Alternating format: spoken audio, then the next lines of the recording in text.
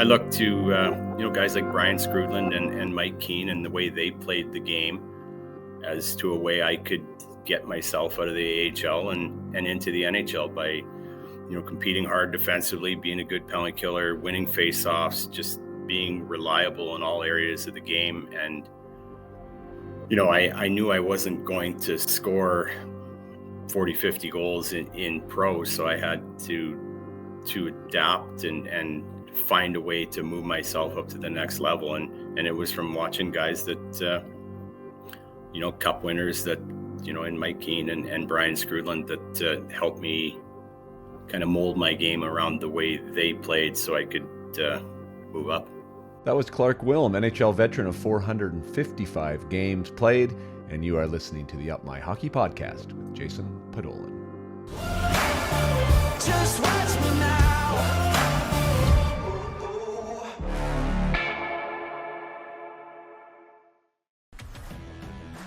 Welcome to Up My Hockey with Jason Podolin, where we deconstruct the NHL journey, discuss what it takes to make it, and have a few laughs along the way. I'm your host, Jason Podolin, a 31st overall draft pick who played 41 NHL games, but thought he was destined for 1,000. Learn from my story and those of my guests. This is a hockey podcast about reaching your potential.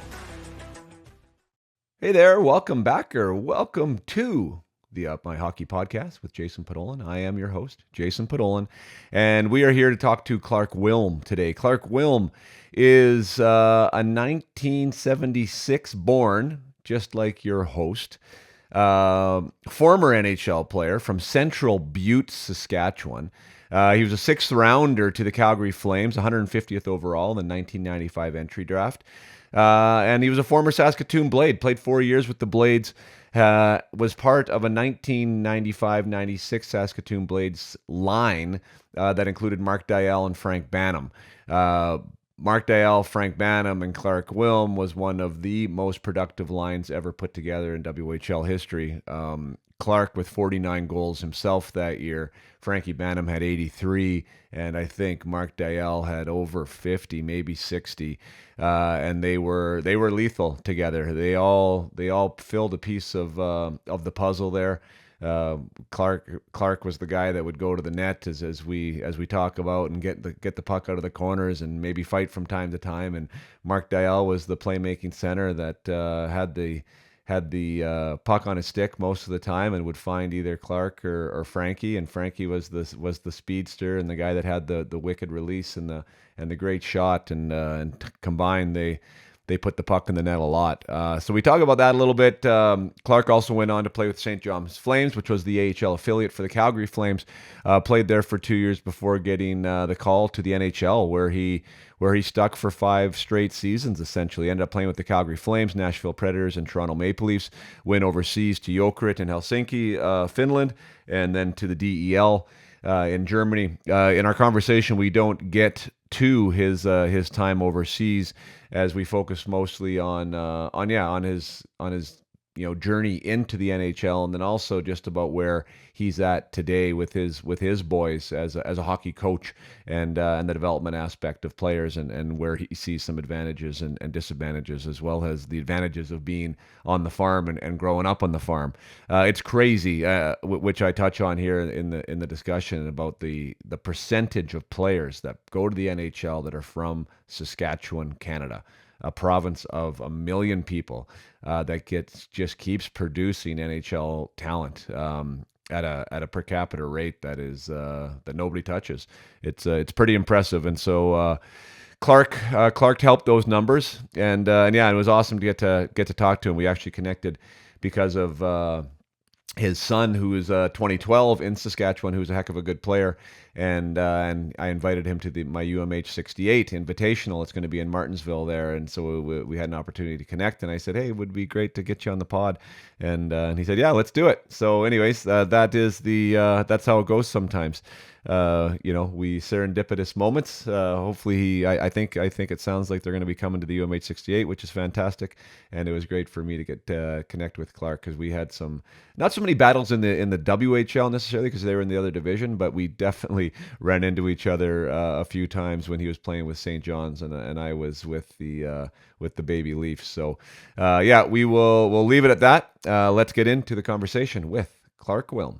All right. Well, Lionel, welcome to the program all the way from Saskatchewan. What part of the world are you in right now, actually?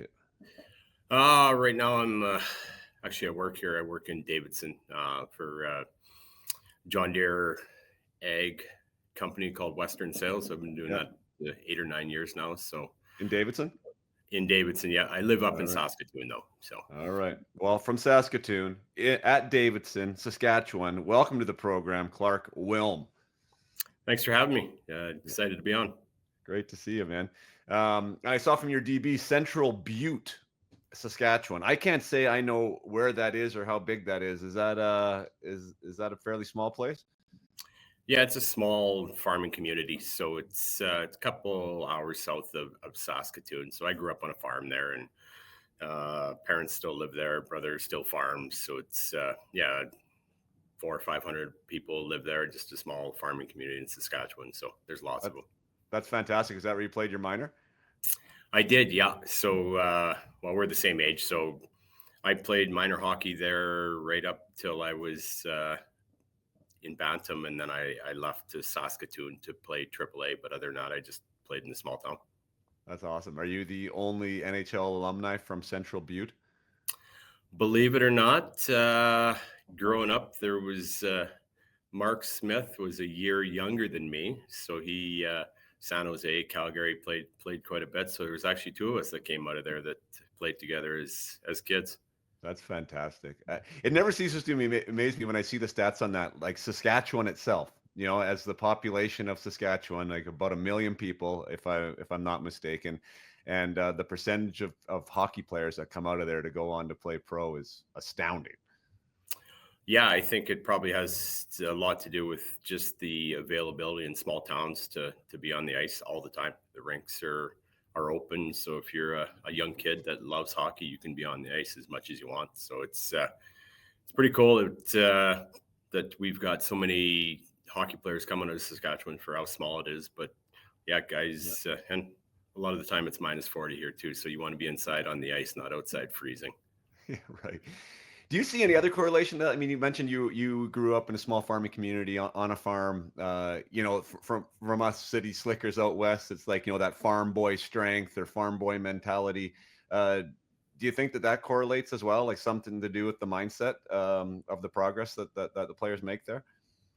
100%. I think just for myself, growing up on a farm, you're asked to work at a young age, so you learn a solid work ethic and you know, you work until the job's done. So I think that has a lot to do with the way guys grow up in hockey. Like, I think there's no secret that guys from Saskatchewan are usually pretty tough and compete hard and are hard-nosed players for the most part. And I think that has a lot to do with just the way kids are brought up here, that you're expected to help out on the farm if you're a farm boy.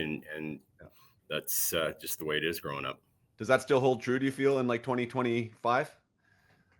I think so. Yeah, I think obviously in small towns, hockey, you got to leave a little bit earlier. So kids are probably taken off in U13. But yeah, the kids that grow up in small towns and on farms, they're expected to work and they're expected to help out.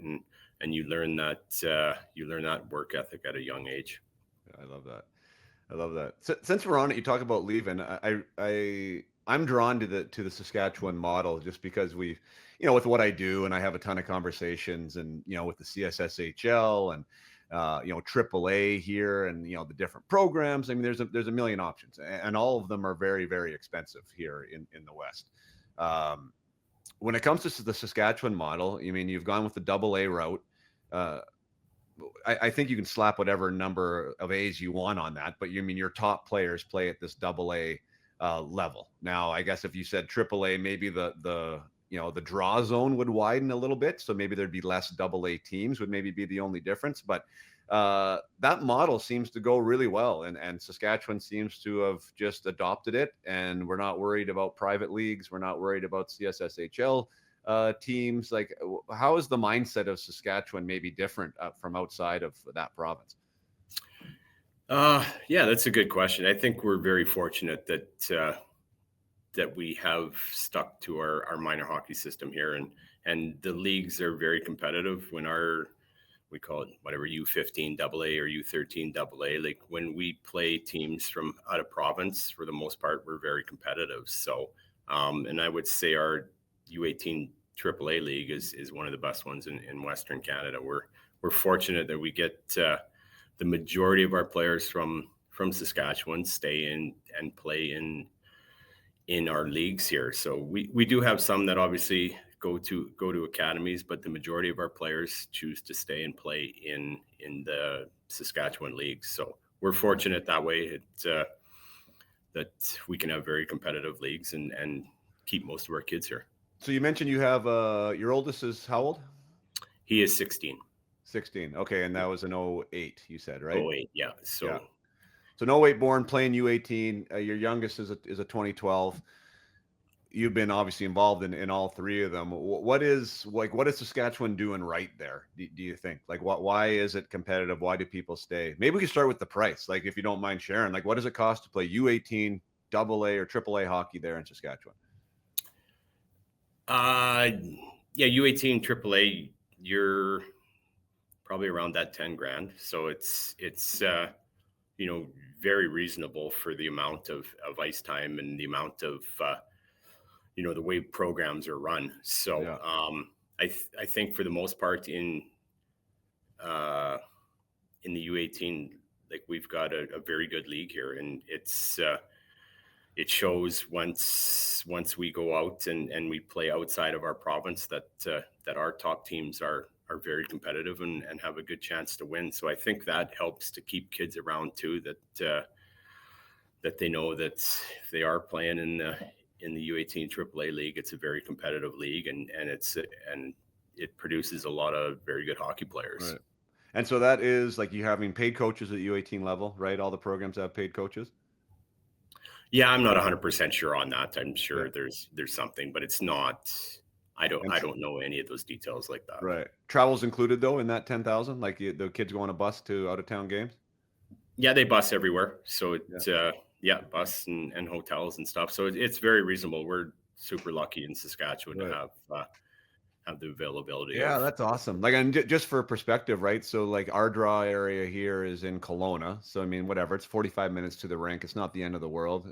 But it's a drive, and the good practice times, I think, like they practice 4 times a week or whatever, and travel is included in the program. But you're looking more at like $20,000 for like, that's essentially U15, U17, or U18 is all around that number. So like twice as much. And I mean, I'm not into the budget line. Like I can't speak to where the money's going, but it does. I mean, with me, I have 3, right? If they're all playing AAA, that's $60,000, right? Like that's not inexpensive. So it's kind of interesting. I do like that model because I have heard that you guys are doing it right there, and one of the big reasons why people stick around. So that's awesome.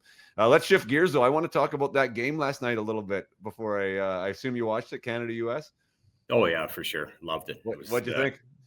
I thought it was a great game. Like the intensity was there. The building would have been electric. Like I can't imagine those guys skating out, goosebumps all over, and just it was great to see all those super high-end skilled players competing as hard as they did. Like I'm excited for the Olympics next year. That's going to be awesome. What do you think that says about our sport? Just in general, like the fact that I'll maybe preface like the idea here.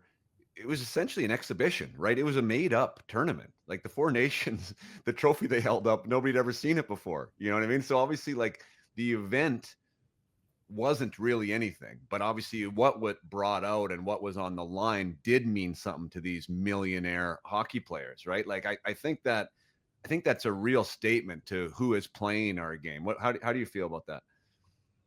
Yeah, I think the players that were in it did an unreal job. I didn't know what to expect, but obviously there's a lot of, you look at those 4 nations, and Sweden and Finland are rival nations, and obviously Canada and US. So like there's a lot of pride in all those countries. And when you had those 4 teams there, you knew everybody wants to win. Like It doesn't matter if it's in February and it's kind of a made up trophy, like you said, like you're playing Canada, US. Canada wants to win, and so does US. So there's bragging rights there, and it was a lot of fun to watch how hard those guys competed. Yeah, it totally was. What really impressed me at the end of the day, like I thought that like the final game last night, the first 10 minutes was like so ecstatically fast that it was almost too fast for how skilled those guys even are. You know, like it was so fast. Like everyone was doing everything at 100%. Game settled in a little bit, but I was just impressed with the defending. You know, like the defending of even like the forwards and the D that are all, you know, those are all top end offensive D men in the NHL. Like everyone was above pucks, taking away time and space. Like I just thought it was incredibly well defended, which I didn't really necessarily expect. No, me neither, really. But yeah, there was times where you've got Connor McDavid coming with the puck and dumping it in. Like, how much do you see that? So you could tell like there was nobody wanted to be that guy that turned that puck over to have an odd man rush the other way. So those guys defensively, were working as hard as they could and putting pucks in a position where they weren't gonna have an opportunity for an odd man rush coming back the other way. So like when you see guys like that coming up to the blue line, having nothing and putting the puck in and going to get it, it just tells you how much the defensive side of the game in big games really matters. Yeah. What was your takeaway from the first time they played in the three scraps in 9 seconds? How did that make you feel? I couldn't see it live, but I know my older boy was texting me and just saying this atmosphere is electric. So it unfortunately I didn't see it live, but I'm not surprised the Kachuk boys wanted to get things started early, and that just set the tone for the tournament, in my opinion. That know what, we're not here for funsies. We're here to win, and we're here to make a statement. So it was awesome to see, in my opinion. I mean, that was a total statement. And the thing is, like, the only thing, like, being a Canadian and, having worn the Canadian jersey, like, I love the way, like, what a fight. Hagel and Tkachuk, the first one, was off the charts. But all three of them were really inspired by the U.S. players, which, like, that wouldn't have happened 20 years ago. That would have been Canada, initiating, right? Maybe U.S. Reciprocating. But I just thought that was interesting. Like even that mentality, that mind shift. I always thought that we kind of had that little bit of that advantage from the grit side of things, in our approach to the game. And I was just like, wow, like blue's coming at red right now, and we're having to say yes to them. But I mean, either way, it was an awesome start, and obviously both teams were up for it. Oh, exactly. And I think the Kachuk boys are kind of unicorns right now. So it's not surprising to see the way they play to want to get things started off that way. And, the teams were built a little bit differently, but, Hagel and Bennett and Barenko, they were a game. They said, all right, let's go. So it was, they stepped up, and it was awesome to see. Brady was hard to handle, hey, for us, boy. Like he was a moose. That guy is a big body and hard to handle in those scenarios. I thought he really, he's not the fastest guy, obviously, but boy, was he effective, right? Like he figured out how to play it at that pace. And you're right, those guys are unicorns. And maybe that's a good shift to you, Clarky, and your career. Not that you were a unicorn at the time, but a smaller guy that played super hard and had enough skill to put the puck in the net too. I think that you probably really relate to those guys, and the style, and to see that at that level, that there's still a place for some of that in the game, probably made you smile a little bit, I assume. Oh, for sure. I think, 100%. There's still that's a lot of the fighting's out of the game, which rightly so. But there's definitely a place for guys that go to the net hard and want to score in those hard areas. I think, youth hockey wise, we spend a lot of time on skills work, and rightly so. But I think those kids that go hard to the paint and want to battle and finish their checks hard, I think they're still very sought after for teams, because Brady, him forechecking and just crushing D-men, that makes the D-men, doesn't matter who you are, how skilled you are. If you got a guy coming on you hard to finish your check hard, you're moving the puck quicker. So I think there's still a huge part of that in the game, and you can see with the Panthers last year winning the cup, like they're just a hard team to play against. So um, yeah, I don't know if it's ever really left, but I think now it's kind of coming back where they're looking for guys that will do that. Yeah, yeah, I agree. And I do think, I mean, I don't know, from my perspective, I think they are a bit harder to find potentially, like which I think is a good thing for the players that want to do it. And I also think it's a good thing for what I do and like talking to players about the choices and the development they can make within their own game, right? Like go to that far post, hang out around the blue paint, finish your checks. Like it seems like some are less willing to do that than maybe they were prior, and it's a great way to be able to differentiate yourself from the crowd in this day and age. Yeah, 100%. It's tough to do. You go to the front of the net, you're going to get hit with a puck. You're probably going to get cross-checked. It's not an easy place to play, but that's where the goals are scored. You look at the goals last night; like they're kind of right in front of that net for the most part, and I think probably some of that has to do with social media. All these kids are watching short clips of guys dangling guys and going end to end. There's not very many clips on social media of some guy crashing the net and banging in a rebound. So I think a lot of TikTok and whatever else that for the most part kids pay attention to. They're on that lot, so it caters to the more skilled toe drags and dangling end to end, which happens during games, but not a whole heck of a lot. Yeah, for sure. How does that affect you and your coaching style? Because you said you were U13 head coach of your younger boy, and that is, I think it is a little bit of a, I don't know, a disease, let's call it, right? Because they're growing up in the highlight world, whether it's Sportsnet or whether it's TSN or whether it's their social media devices of what you just said there. They're watching these short form things of these guys doing amazing individual efforts. Yet we both know in a team environment, it's much better to use people. It's much better to have the puck move, right? Move quickly. And especially as you move up in the age levels, that becomes a much more, desired or actually necessary skill set. How do you handle that? Maybe like what their perception of success is and what you think the team perception of success is. I try to get kids to watch games and pay attention to. Yeah, it's awesome to watch Connor McDavid dangle end to end, but pay attention to that guy that's on the third line that's making the good hard plays on the wall like that, and forechecking hard and doing the little things that aren't as flashy, because I think that's a huge part of the game, which like I said last night, you look at all those guys with how skilled they were, they defaulted back to we're gonna play a grinding game and put pucks in and go get it. Not that that's the only way to play, but I think it's important for kids to watch full games and pay attention to not only the top guys playing, but those guys on the second, third, and fourth line, and just see what they do to be successful. Yeah, and to stay in the league for sure. Yeah, I thought the exits were amazing last night. I mean, how rarely they weren't screwed up, for lack of a better word. Like there was one in the first period. I remember Marner made a missed pass on the wall, and it was like a big time scoring chance for US like 10 minutes in.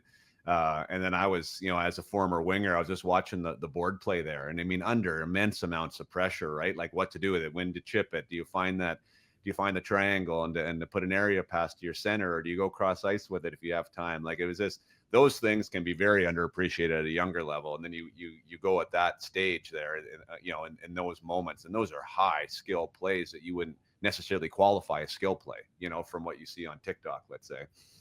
No, exactly. And that's a huge portion of the game, and where the game is played is those little plays along the wall and little passes, like you said. And it's, I think it's very important for kids to watch that in games and try to recognize what guys are doing with the puck when they get it along the wall, in the middle of the ice, where they're placing pucks, and just the details of the game that aren't, like you said, maybe they're not deemed skill plays, but they're a huge portion of the game, and the difference between winning and losing. How about you? So, played 4 years in Saskatoon. successful years too. You mean you're on one of the most dynamic lines. It's funny now that I have you on. I've had the whole trio on. So Oh, Frankie's nice. been on, and Diesel's been on, and anyways, and now yourself. I mean, that line was, was really kind of an epic type of a line that year, and for all of WHL history. I don't have the stats in front of me. Maybe you would remember, but I think Frankie had like over 70 goals and some like 160 points, and Mark Dayal had around the same amount, and yourself had 110 and one away from 50. Pretty wild experience there. Maybe speak to your journey through the WHL and your development as a player and getting into that fourth season where you had such a career year. Yeah. I was probably a little naive, like back in the early 90s when we started. There wasn't, I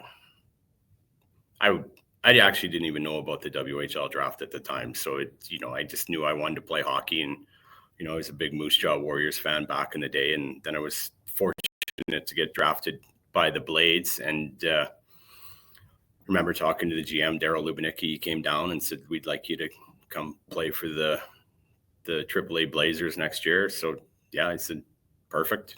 Really had no clue what that was at the time. Like, I didn't know what AAA hockey was. So, yeah. And then pretty fortunate too. You, as a young kid moving away from home, you meet some lifelong buddies like Rhett Warner, him, and Chad Allen, and we kind of came up together the whole time there. So you meet great guys along the way that make everything easier. So it's, we have great relationships to this day. So, but yeah, like I moved to Saskatoon and went to a school that had 12 or 1,300 people in it. So I was just a culture shock. I came from a town of 500, and all of a sudden you're in a school that's got 3 times as many people. So it was an adjustment to say the least. But again, I was lucky. My older brother moved up at the same time, so that obviously helped. You had some familiarity there with home and everything, and my parents being an hour and a half south of the city, it's easy to come and watch hockey, which back then you don't maybe realize how nice that is to play so close to home. But looking back now, it was lucky to be not far from home to play my whole junior career. So, right. And we had a great team in AAA. We actually won the league here. So, and then again, moving on to the Blades with the year before I played, they lost to Kamloops in Game 7. So it was a great organization and a great time to be a Blade and move in, and played as a 16-year-old. And as you know, the WHL as a 16-year-old is can be tough at times. There's some back then. There was some scary players playing that you had to be very aware of who was on the ice and what was going on. So I think that kind of definitely helped out as I moved along in my career. Right. Just the spatial awareness of who's on the ice and how to make plays. And then, yeah, we had a great team, and I think for 3 of my 4 years, it was pretty much the same guys. We had the same core of 10, 11, 12 guys on the team. So, it was a special time to be a Blade, and obviously winning helps too. So, yeah. So it was you, Chad and Warnsey, Rhett Warner, that were the 16-year-olds there?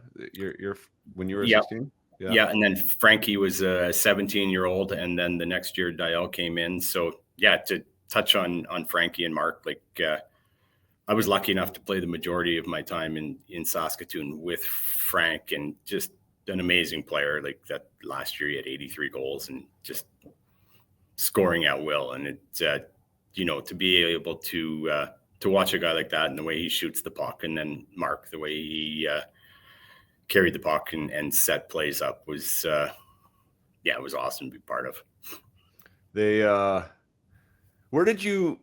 One of the things I like to talk about, and I think that is super important for players, is figuring out mean, I guess player identity is the way it gets described most of the time, right? Like who you are, what you're good at, how to be valuable to the team, and then if you want to make it even more of a microcosm, how do you be valuable to your line? I think guys struggle with that. I mean, recognizing what their strengths are and maybe what their weaknesses are, and how to provide value on a consistent basis. Can you speak to maybe that line and what your piece of the puzzle was with that to help make those guys successful, and also the success you had, and maybe some thoughts about player identity in general? Yeah, for sure. Just on that line, I was there to go get the puck and crash the net and be physical and open up space for those guys, and just getting in hard on the forecheck, crashing and banging and battling in front of the net was kind of what I was there for. And you get in that position and you move the puck to highly skilled guys and get open, they'll find you. So you're going to have success along the way in that. And it's I think I think as far as like long line combinations, it's we had a passer, a shooter, and we had a guy that would go get the puck and give it to him. So I think you kind of have everything you need there to be successful. So right. So did you have any, like, were you told to do that?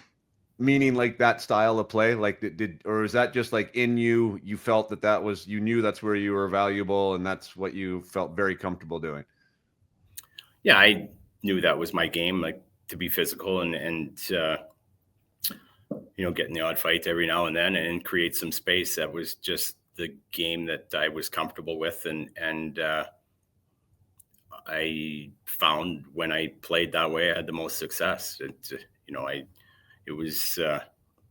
knew I wasn't going to dangle my way to the next level or toe drag my way to the next level. I had to compete, and I had to find a way to earn more ice time through the way I competed on the ice, the way I battled in front of the net, and just sticking up for teammates when it needed. Yeah, that's awesome. Of the 49 that year, I'm not asking you to recall all of them, but were you're speaking about guys willing to go to the crease and guys willing to go to the hard areas. Were a lot of your goals kind of Hyman style, like around that blue paint area? Yeah, actually, we had our year-end banquet, and our video guy was putting clips together. He goes, I couldn't find a goal that you scored outside of 10 feet from the net. He said everything was just right in front of the net. I said, well, yeah, that's probably right. Maybe I shot an empty netter in, but I knew that's where I had to go to be successful. So I went there and found pucks and banged them in from a short distance. But it's probably an end in there somewhere, but he just couldn't find it. But you know what though? But like, God, isn't there a lesson there? Like, that's the thing is like they all count the same. Like, and those are awesome goals, right? It's like, but someone's got to be willing to go there and go find them, and especially, I mean, I guess you were in a bit of a special scenario with Diesel and with Bantam there, because there was going to be a lot pucks lying around that area, right? You knew that it was going to go there, but still, I mean, someone's got to want to be willing to, and I think that Hyman is such a great example of that. And he's not having the year he had, last year, but he's still having a good year, a really solid year. And I think his game, like, is replicable. Let's say it, like not everybody can, like as you said, be Connor McDavid and fly down the wing at Mach 8 and toe drag everybody. But, I mean, players can choose to go to the net and to find the angle of their stick and to get body position on defensemen and so on and so forth, right? I think that area of the game, like those goals, are teachable and learnable and applicable, and there's goals to be had there. So how much of your craft did you like think about with tips and with body position? And was that something that you like consciously worked on during your time as a pro? Yeah, for sure. And to touch on that, so you remember what it was like in the early 90s, like in the AHL, it was a gong show at times. So I remember my first year, I think I had 10 or 11 fights in the first 9 games. And when you do that, it's like, well, then you got guys like Big Jerry Fleming and guys looking for you. So in my mind, I'm like, this is not what I want my pro career to be. So I look to guys like Brian Scrudland and Mike Keane and the way they played the game as to a way I could get myself out of the AHL and into the NHL by competing hard defensively, being a good penalty killer, winning faceoffs, just being reliable in all areas of the game. And I knew I wasn't going to score 40, 50 goals in pro, so I had to adapt and find a way to move myself up to the next level. And it was from watching guys that cup winners that in Mike Keane and Brian Scrudland that helped me kind of mold my.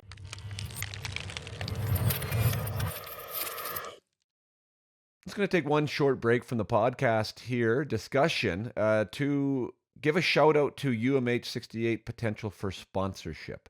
Now, what does that mean? Well, my main sponsor, I'm looking for one main sponsor in each province or one title sponsor right now. We are having discussions with a few different companies that are aligned in the space and could make great partners, but nothing's been ratified yet. So I thought I would use the podcast as an opportunity. I know there's a lot of business people that listen to this who have people in hockey. And the idea here would be able to give back to an event and the players in it in a way that you can feel good about. One of the things that I don't want people to have to do is to say no to the UMH 68 Invitational because of financial restrictions. I know how expensive hockey is. I know it's a problem that we have with our sport, and the truth of the matter is, I mean, the event is an expensive one to put on. So for the most part, it is on the the checkbooks of the players coming to make it happen. Now, last year, I was able to have a corporate sponsor that was able to offer scholarships to players that weren't able to make it otherwise, and whether that was in the form of of some type of a percentage discount off the player fees. So that's a really awesome thing to be involved in as a company, to be able to give back and to see your name in the email saying that for instance, last year was Iron Gross Construction. Iron Gross Construction got quite a few emails in BC from thankful families saying thank you to Iron Gross for allowing us to come, and it's a real feel good way to be able to be involved in the grassroots idea of the game, being able to support up and coming players that want to be hockey players and not just play hockey, and to pursue a potential career in it, whether that be to get paid for it one day or maybe to make the WHL level or to go to NCAA or whatever it is they want to do. But these players are all aspiring players, and the event itself, the UMH 68, is just a fantastic experience in and of itself. But the whole idea is to develop these players, to give them insight and education into how to be their best and to how to progress through the sport and how to navigate it, not only for them but for their parents. So I really do feel it's a little bit of a curriculum aspect to it that I want all players to attend. If they were good enough and if they prove themselves in the season to deserve an invite, I really don't want any reason other than their own schedules to be a declining reason. So yes, if you are a sponsor out there, if you would like to get involved at a provincial level or at a essentially a Western Canadian level, to be involved in this event, I would love to partner with somebody who would like to take that headline role and to help keep player registration fees low and to be able to offer additional scholarships to players that might not otherwise be able to come. So you can get a hold of me at jason@upmyhockey.com if this is speaking to you, if there's something that you would like to partner with me on, or you can also get in touch with me through the website. So thanks for the consideration. Please don't hesitate. If it's something that feels right to you, please reach out right away, and we'd love to chat. Now let's get back to the conversation with Clark Wilm.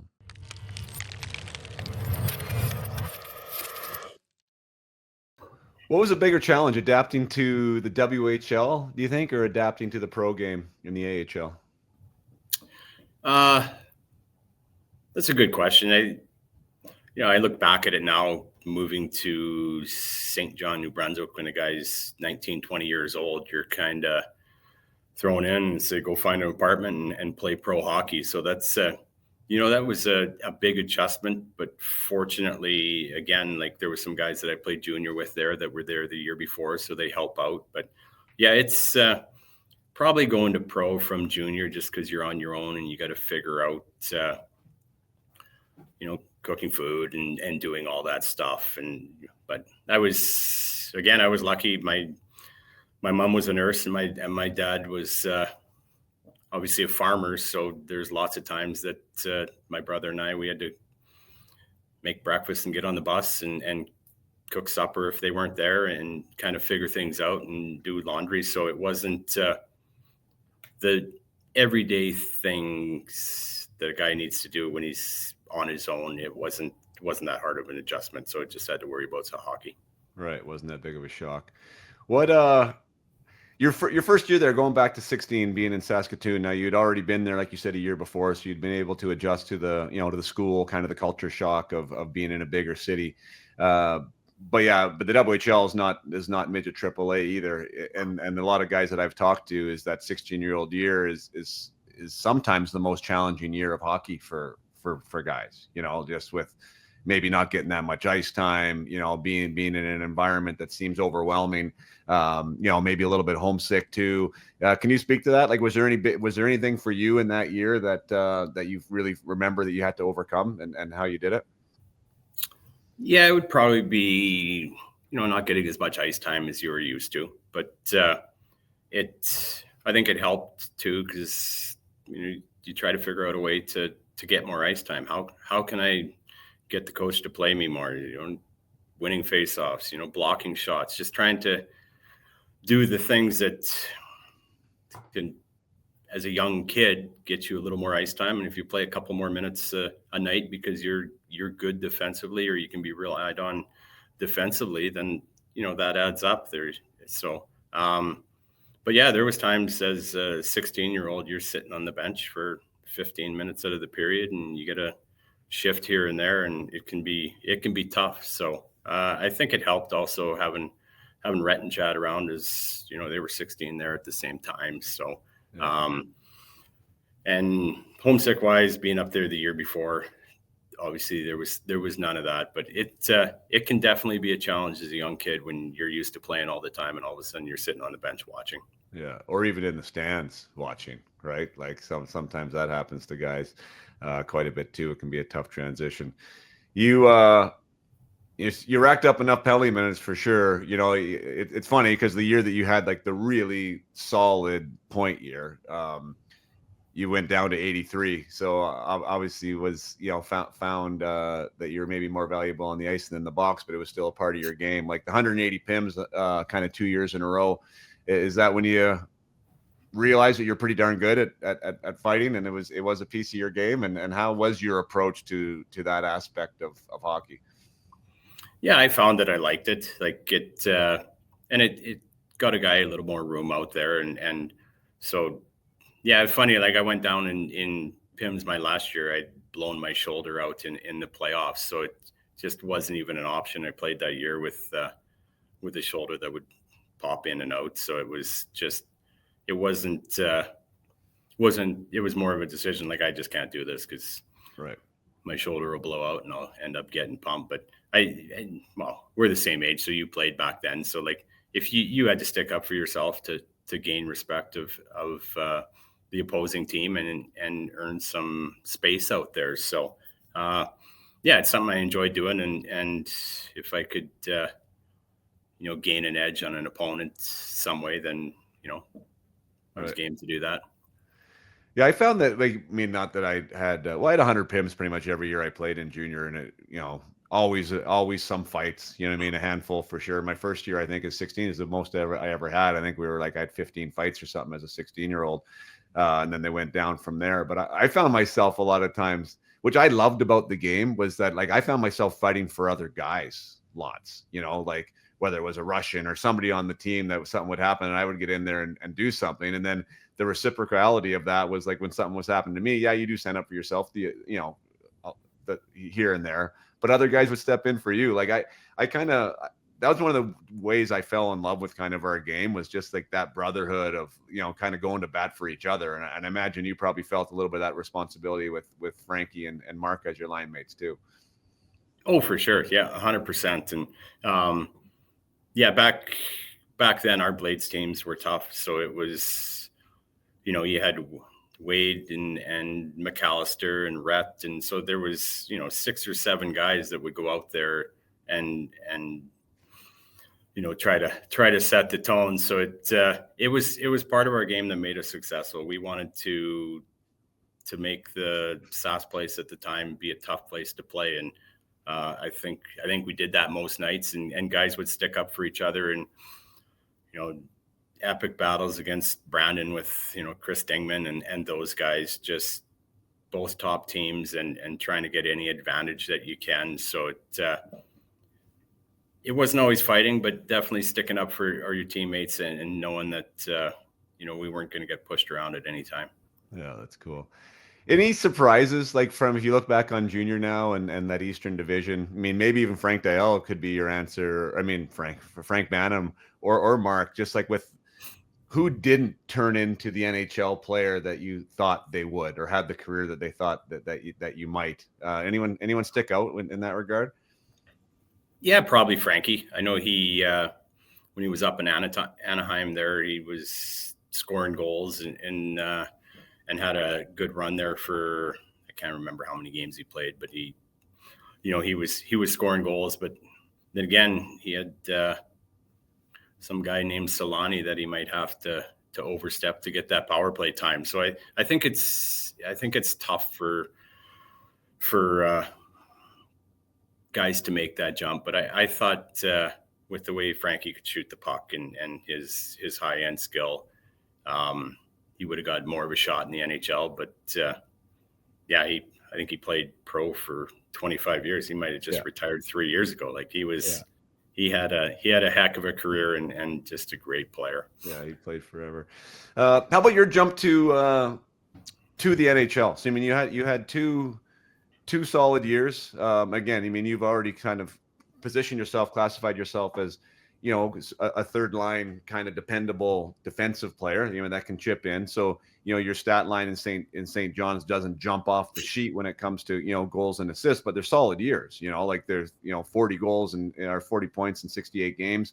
And after that year with your 112 PIMs, you were able, looks like you made the team out of camp in Calgary, and didn't get a call up the year before. So that's kind of an interesting transition. Usually that doesn't happen, as you know, right? Like, usually there's a cup of coffee kind of here and there. They test you out, and then maybe you get your shot the next year in a full capacity. But you've made that jump right in there in 98, 99. Talk about that transition and what, if there was any communication from the Flames, and how your camp went that year. Yeah, I think I got lucky. Like, Brian Sutter was the coach, so I would say I was probably a Sutter type of player. So, over the summer, just said, come to camp and play your game, and you'll have a good chance of making it. We lost in the Calder Cup final the year before in St. John. So we had a very successful year. So, but yeah, lots of communication over the summer. Just come to camp, be in shape, and be ready to play. And then when I got to camp, just trying to do anything I could to stay there. Like I talked about before, maybe the odd fight or winning draws and blocking shots and battling hard defensively, and just trying to play a game that I could play, or I thought I could play, and impress Brian. And obviously I did. I owe obviously a huge amount of thanks to him for selecting me and keeping me around and getting my career started. But again, probably some luck came into it, just with the coach I had there and the timing I was there.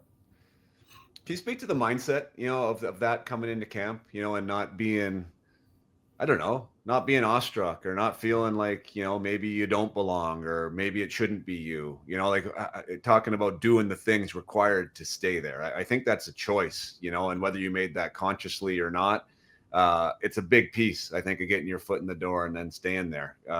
What are your thoughts on your mental approach to that scenario? Yeah, 100%. I think it's no shock that the mental side of the game is huge. And, I had my mindset that I wasn't going back to the minors. I was going to have a good summer, work out, and be in the best shape I could to go to camp and play my game to make it hard for them to send me down. I wasn't, I was fully aware of what I had to do to be successful. And I just mentally focused on doing those things day in and day out that maybe they weren't super flashy, but you get in some preseason games and you do the things that you can control. And I think compete was a huge part of my game and the reason I made the NHL. So it, going into the corner with a guy who is bigger than you and battling to come out with that puck, I think is, and that was all just through mindset that I wasn't going to be denied. I was going to go in there and I was going to win the battle and stick around.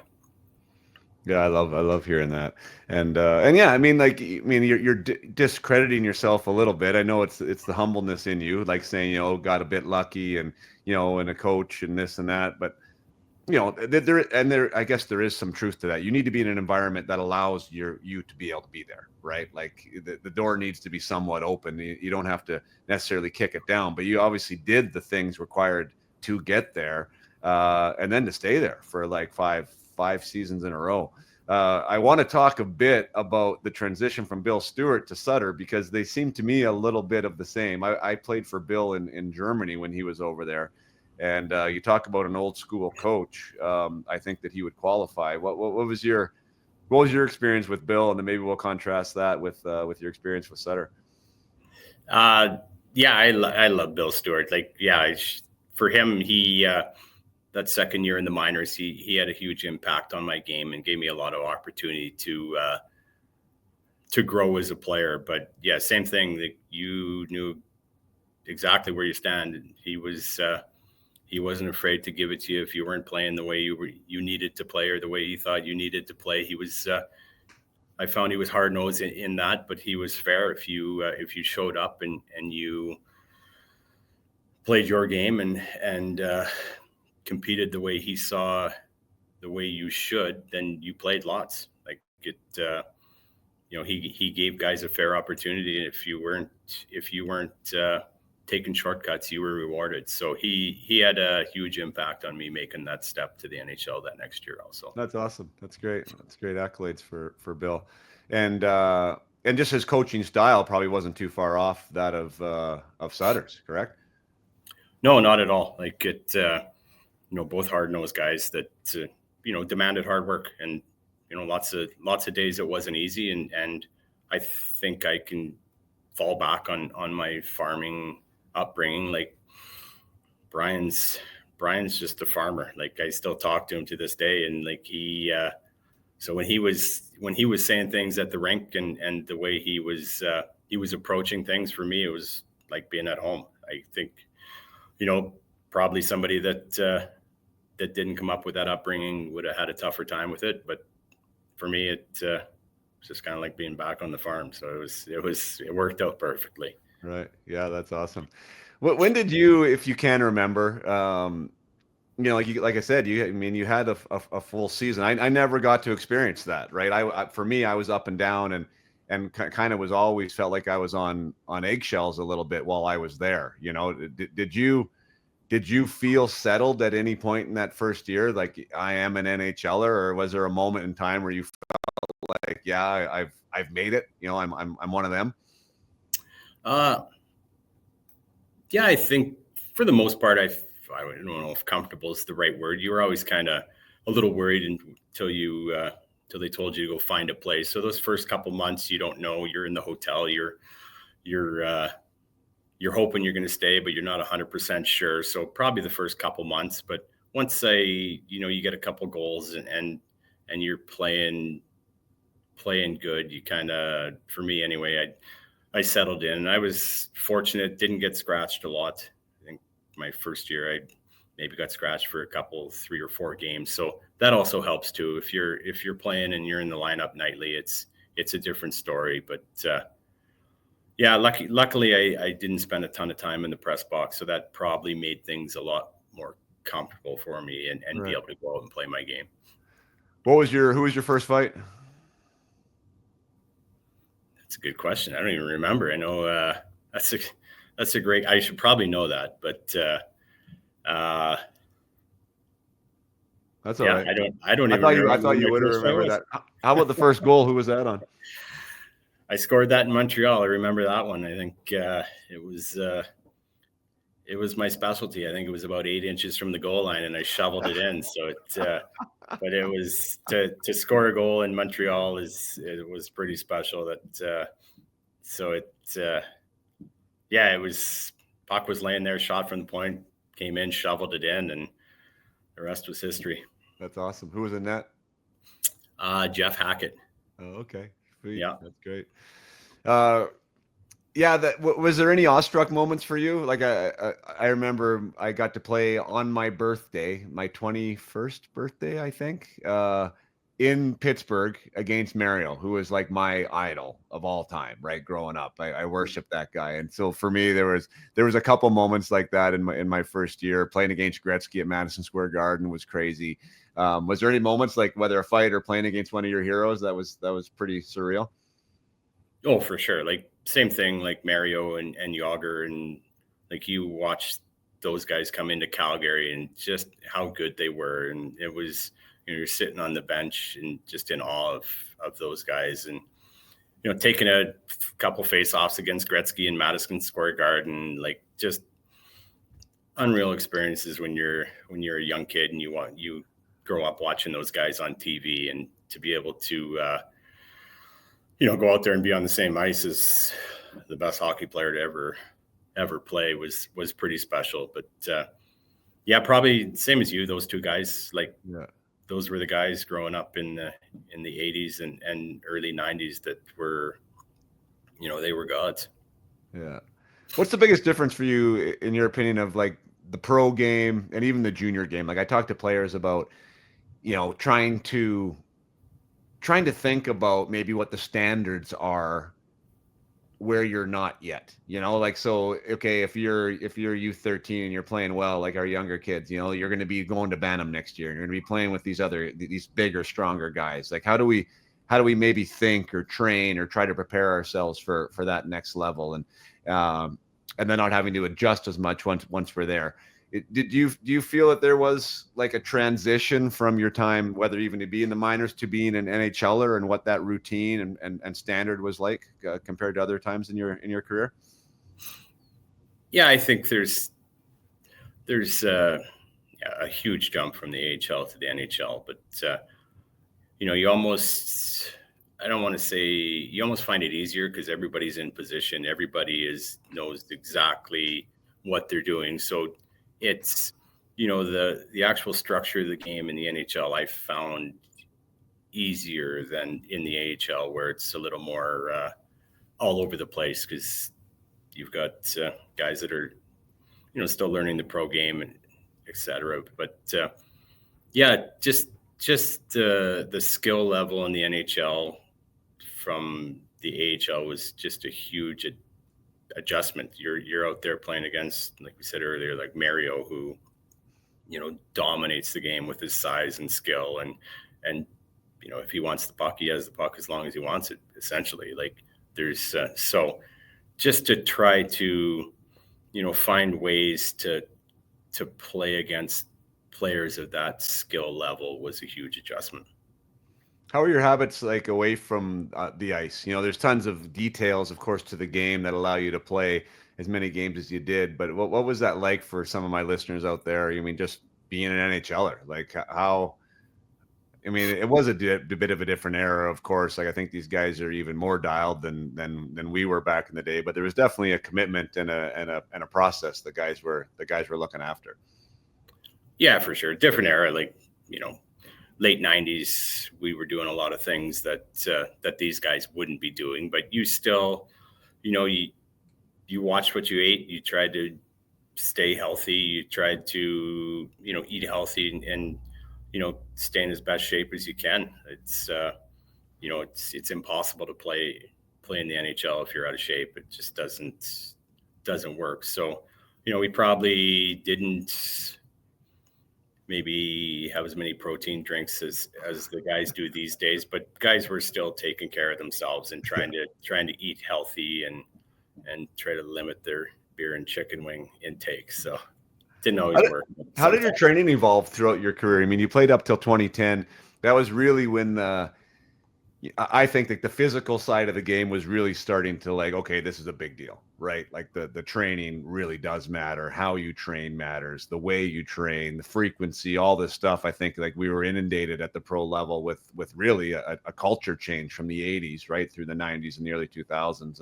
And now I think it's even like that development thing has even jumped now into the psychology side of it and the mental side of it. I think, I mean, guys are even now exploring that frontier, the mental frontier. But as far as the physical realm is concerned, like how did your regimen change from, first year 98, 99 to maybe 10 years later there when you're leaving the game?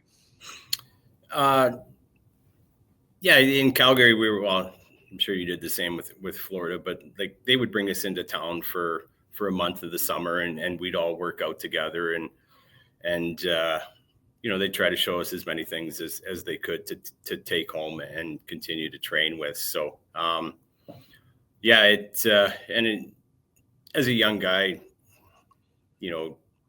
having some guy like a Ginla around who was also, he's a year younger than me, but he was just he was next level in the gym working out. The way he took care of himself back in even the late 90s would be comparable to what these kids do today. So to have somebody like that around your same age and just watch what he did. Going in the summer and working out in Calgary for 3 weeks and then to play there and stay there in the summer and work out with the strength coach was huge. Because if you're not in a group, if you're not, it's, in my opinion, it's too tough to do by yourself. So fortunately, like there was a big group of us that stayed there in Calgary. So, we'd meet 5 days a week and work out in the morning. So it was good to have that group around. Yeah, that's awesome. I remember like in Florida, you bring up Florida, and I would assume this has changed, but like one of the big tests of camp was this cardio test, which was either a 20-mile bike ride or a 5-mile run. Like you got to choose which one. I just kind of laugh at that now because although that is, your aerobic capacity is a good precursor. Like I don't think any NHL teams are doing like long form endurance testing right now. Like it's kind of, I think the game has evolved a little bit past that. But one of the things that I think they've gotten away from, I don't know how you feel about this, but like we spent a lot of time on the bike, like the stationary bike, right? Like there's a lot of training around that and leg strength and everything else, whether it be sprint testing or whatever the case may be. And I don't see many guys doing it anymore. And I just think that was like, I don't know. I thought it was great for the legs. I thought it was a great connection to skating and maintaining that, that strong lower base. And anyways, and I don't see them doing that now. Did you spend a lot of time on the bike when you were going through it? Oh, for sure. Yeah. Like a ton of time on the stationary bike. Like obviously did sprints and hill sprints, but a lot of time on the bike. And I think luckily in Calgary, we did a lot of stuff at, the Olympic Oval. So our tests were never anything like that, the 5-mile run or we did more testing that was based off of kind of what the Olympic athletes were doing. So I think at that time it was our hard bike was a 2.5-minute bike ride where they kind of calculated and they kept upping the watts until you basically couldn't move anymore. So I think Calgary at that time was paying attention to what the Olympic athletes were doing and trying to do testing that was more based along that lines. How do you feel from a younger player development standpoint now? Like, I mean, you said your youngest is a 2012. Do you have your guy in the gym? Do you have them working out off the ice when it comes to, either trying to just be a better athlete or trying to be a better hockey player? Do you think that's something to incorporate? And if so, when would be a good time? Yeah, the younger guy, not much. He did obviously power skating and skill stuff he does, but he'll be going into first year U15. So this year we'll start putting him in with a group to train. I think it's important when you get to that age to learn how to do it right and do it consistently. Because U13 to U15, I think it's a huge jump.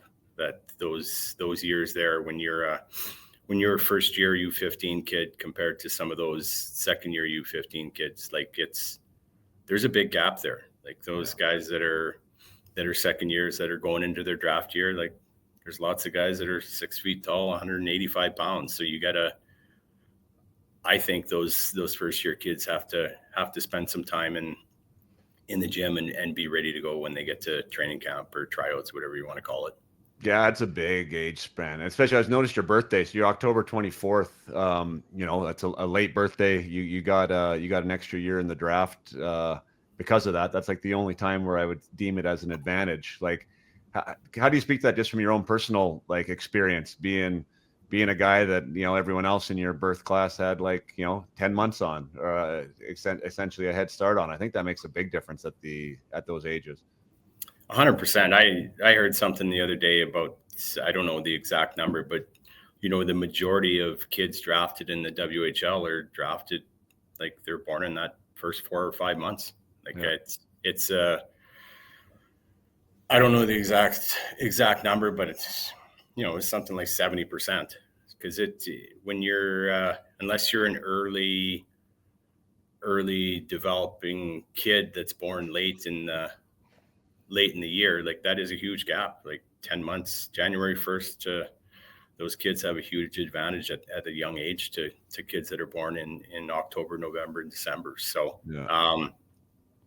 I don't know if there's a good answer for what those kids can do other than well, you did it though, hey? So like what was your experience with that? Did you feel like, were you physically later to the party than other guys, or was that not as much of an issue for you in your development path? No, I was fortunate. I grew early. So essentially when I was playing U18, I was 6 feet tall and 185 pounds. So it was, that side of things, I was lucky that I developed earlier. So it wasn't an issue for me, but like I said, when I was 16 playing for the Blades, I was kind of the same size as I was 3 years later. Yeah, for the smaller players out there, it's like it can be an advantage. I want players to look at it that way, because I think any environment or any event, it's how you perceive it. Is what the actual thing is. The meaning's going to be. And if you are a smaller player, then just find other ways to be successful, right? Like I had Duncan Keith on the other day, and he was just talking about that, because he was a smaller player, and he just had to find other ways to be valuable, right? And other ways to win a battle in the corner, or other ways to be able to move pucks instead of skating pucks past people. So I do think that if you learn some of those skill sets due to your size inadequacy, it can actually maybe even give you an advantage once you do catch up when it comes to the physical aspect, because you've learned different aspects of the game that maybe some of these early matures haven't had to adopt.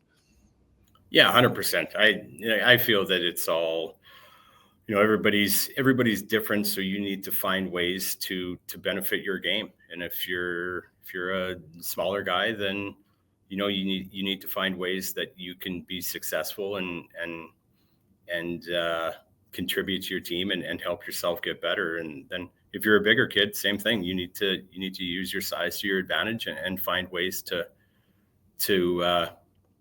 be successful in that. It's I think a huge part of it is just the mindset on finding ways that you can make yourself a better player. There's tons of options out there, and there's tons of things that you can do to make yourself a better player. It's just being willing to do it and being open to different things. I love that. Yeah, that's a really good piece of advice there. And actually, you know what? I did a deep dive on that draft. So not to like prove like that your number was wrong there, but I actually did it, because I have one kid that, well, I was a February birthday, and then I have two of my kids are late birthdays, and I was just like, especially with the Bantam draft being right like a year before it has to be, when all these kids are still growing, right? It makes the job on the scouts so much harder. So I was like, okay, where do these kids get drafted? Because technically speaking, right, like if everything was equal and the year is split up into 4 quarters, right, 3 months, January, February, March, and so on and so forth, you would think there'd be equal representation, right? 25%, 25%, 25%, 25%. Yeah. So I ran all the numbers. I did it for two draft years, two draft years, and it was almost the exact same. So the second and third quadrant, whatever months those would be. So, April, May, June, and the other one, they had 25%, almost exactly 25% of the draft. But the difference was on the fronts and backs. So the last quadrant, October, November, December, only had 10% representation from that quarter, and that entire quadrant went to the first quarter, right? So like if they were supposed to have 25%, they had 35-40% like of the draft was in that first 3 months, and it fell off on the back three. So well, what does that say? All that says is, like, to me, they can't be less skilled. There's not less hockey players born there, all the rest of it. It's just that they're not as old. They're not as developed. Exactly. Yeah. So it's kind of interesting. It's a bit unfortunate, but there's always a pathway for those guys. If you don't get drafted, and if you're from the West early, it doesn't mean that the road's over by any means. And I think that's where kind of the passion of it comes in. If you just keep playing, and you never know what's going to happen. But I feel bad for those scouts and the players, because trying to guess what a 14-year-old is going to be at 18 is pretty hard. It's hard enough at the NHL when you're trying to figure out what an 18-year-old is going to be, right, as a pro. Definitely an imperfect science. No, exactly. And I'm not surprised that those are the numbers that the way it shakes out, because those kids in the last 3 months they're just younger. Yeah, you're 8, 9, 10 months younger than some guys. So that's a huge amount of development at 13, 14 years old. Yeah. If you could just pause time, I've always thought that, and like everyone else just goes like freezer mode, and then like give this kid 10 months to catch up, like you're going to see a very, very different player. You see it in all of our kids. What happens in 10 months, it's an eternity. So anyways, well, we're at our hour mark. I told you I'd keep you for an hour, so I really appreciate the time. Clarky, it's good to celebrate your journey there. And we didn't even touch on you going overseas and as long as you played, but I think we did. We touched on a lot of topics, and I think that my listeners are going to appreciate the stories you told. So thanks for showing up. No, awesome. Thanks for having me. It was a lot of fun.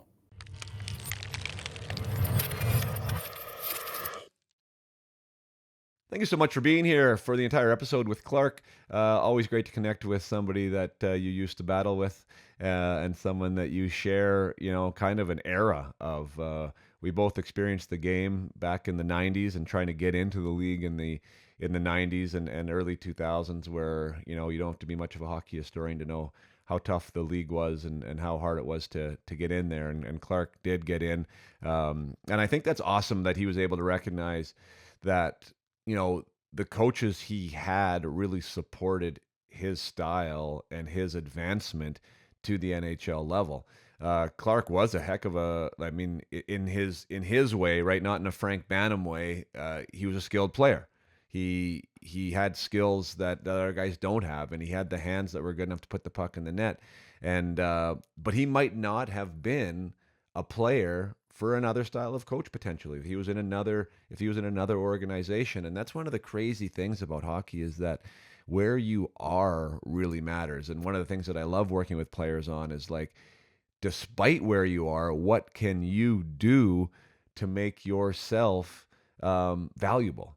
Maybe to a coach that your style of play isn't naturally conducive to something that he is drawn to. There is things that we can do, and instead of throwing our hands up in the air, like potentially maybe I did a couple times, there are ways to get involved in that. There are ways to take ownership of it.